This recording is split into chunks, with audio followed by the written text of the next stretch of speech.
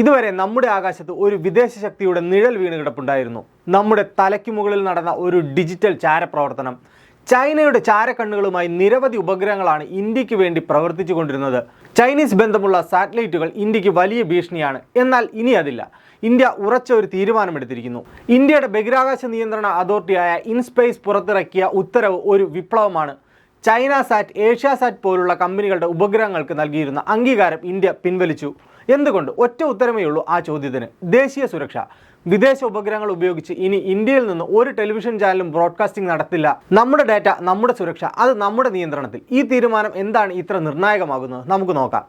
AsiaSat പോലുള്ള കമ്പനികളുടെ ഉടമസ്ഥത ഭാഗികമായി ചൈനീസ് സർക്കാർ നിയന്ത്രണത്തിലുള്ള സിറ്റി ഗ്രൂപ്പ് കോർപ്പറേഷനാണ്. അതായത് നമ്മുടെ രാജ്യത്തെ നിർണായകമായ വാർത്താ ചാനലുകൾ ഒരു വിദേശ ശക്തിയുടെ കയ്യിലായിരുന്നു.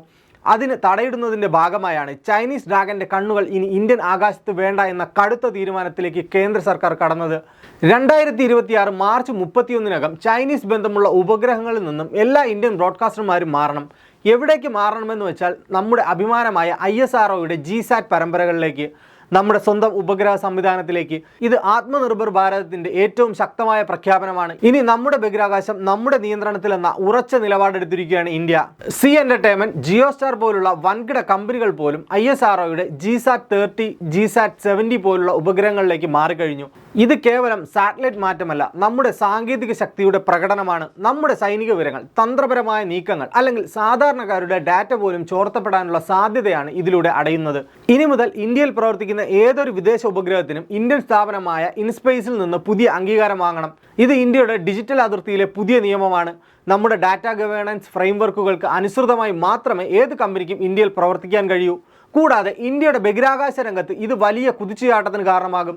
ഇതോടെ ഇന്ത്യയിലെ സ്വകാര്യ ബഹിരാകാശ സ്ഥാപനങ്ങൾക്ക് ISROയുടെ അടിസ്ഥാന സൗകര്യങ്ങൾ ഉപയോഗിക്കാൻ അവസരം ലഭിക്കും. നമ്മുടെ ബഹിരാകാശ വ്യവസായം കുതിച്ചുയരും.